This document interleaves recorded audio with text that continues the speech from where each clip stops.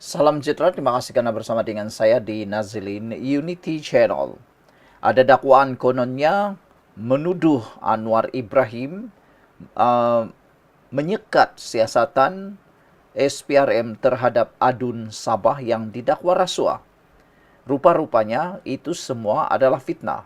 Perdana Menteri Anwar Ibrahim menyatakan bahwa beliau menolak dakwaan siasatan Adun Sabah didakwa rasuah disekat. Anwar Ibrahim berkata, Suruhanjaya Pencegahan Rasuah Malaysia SPRM memaklumkan kepadanya siasatan bagi kes itu masih disiasat. Perdana Menteri Anwar Ibrahim menegaskan tiada sebarang arahan untuk menyekat SPRM terhadap dakwaan rasuah melibatkan beberapa adun Sabah. Bercakap di Dewan Rakyat, Anwar mengulangi kesungguhan kerajaan dalam memerangi rasuah dan tidak akan melindungi sesiapa termasuk dalam kes membabitkan projek perlombongan mineral Sabah. Saya dah diberi maklum oleh SPRM bahawa hal ini akan diteruskan, termasuk isu-isu berbangkit mutakhir di Sabah, kata Anwar Ibrahim. Itu dimaklumkan SPRM, siasatan sedang diteruskan dan adun berkaitan telah dipanggil. Setakat itu saja saya boleh beri makluman, kata beliau. Tetapi tidak benar sama sekali kalau dikatakan ada usaha mengekang atau menyekat siasatan. Katanya merujuk kes di Sabah untuk menjawab pertanyaan Awang Hashim, PN Pendang berhubung usaha kerajaan untuk memerangi rasuah. Awal bulan ini, sebuah portal berita dalam talian melaporkan telah menonton 8 video daripada pemberi maklumat yang menunjukkan perbincangan antara seorang ahli perniagaan dan adun Sabah mengenai rasuah untuk lesen projek. Ketua Menteri Sabah Haji Jinor menegaskan beliau tiada perkara untuk disembunyikan. Berhubung kes adun negeri itu didakwa membincangkan rasuah untuk lesen projek. Malah pihaknya akan membantu siasatan SPRM, kata Haji Jinor. SPRM telah memanggil 5 adun terbabit selain bekas Ketua Pegawai Eksekutif Sabah Mineral Management SMM Sendirian Berhad, Jonty Inggihon untuk membantu siasatan. Mengulas isu penurunan kedudukan Malaysia dalam Indeks Kebebasan Media Negara tahun ini, Anwar mengulangi ia berkait ketegasan kerajaan yang tidak berkompromi jika isu dibangkitkan terkait soal kaum, agama dan raja.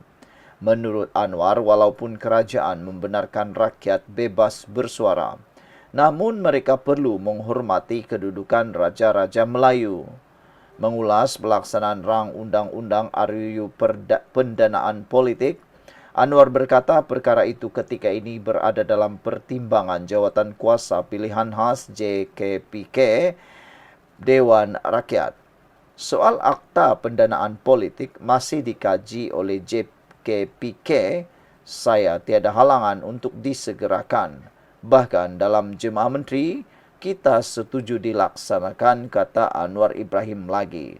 Saudara-saudara sekalian, apakah dengan kenyataan daripada Anwar Ibrahim ini bahawa beliau menolak dakwaan siasatan adun Sabah didakwa rasuah disekat, adakah ini akan menjadi satu titik tolak kepada siasatan menyeluruh dan adakah kerajaan GRS dalam masalah besar dan Haji Jinor serta Sahelmi dan beberapa adun lain yang dikatakan didakwa, dituduh ada kaitan dalam hal ini dalam masalah yang besar. Nampaknya kes ini akan terus disiasat oleh SPRM. Kerana kata Anwar Ibrahim, saya dah diberi maklum oleh SPRM bahawa hal ini akan diteruskan termasuk isu-isu berbangkit mutakhir di Sabah. Itu dimaklumkan SPRM. Siasatan sedang diteruskan dan adun berkaitan telah dipanggil. Setakat itu saja saya boleh beri makluman, kata Anwar Ibrahim. Tetapi adalah tidak benar sama sekali kalau dikatakan ada usaha mengekang atau menyekat siasatan, kata Anwar Ibrahim merujuk kes Sabah. untuk menjawab pertanyaan daripada PN Pendang. Sekian dulu untuk kali ini. Jangan lupa tinggalkan komen anda, tekan butang subscribe. Salam sejahtera, terima kasih karena bersama dengan saya di Nazilin Unity Channel. Haji G. Noor bubar Dewan Undangan Negeri Sabah lebih awal? Itu persoalan yang akan dijawab dalam ulasan malam ini.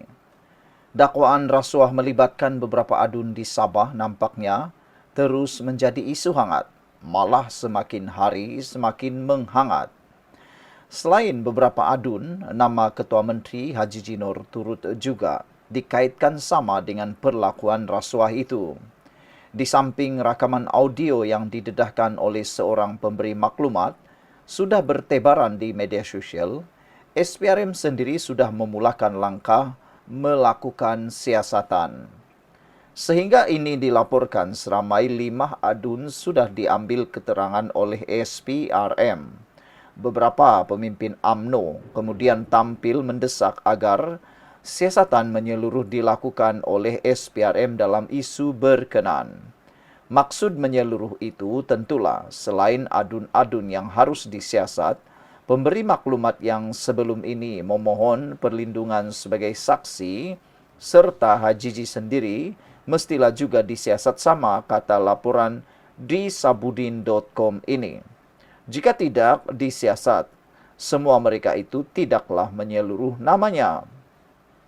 Berdepan perkembangan ini, Haji G menggesa Parti Komponen Gabungan Rakyat Sabah GRS agar meningkatkan usaha melawan fitnah yang didakwanya dibuat untuk menjatuhkan kerajaan negeri Sabah.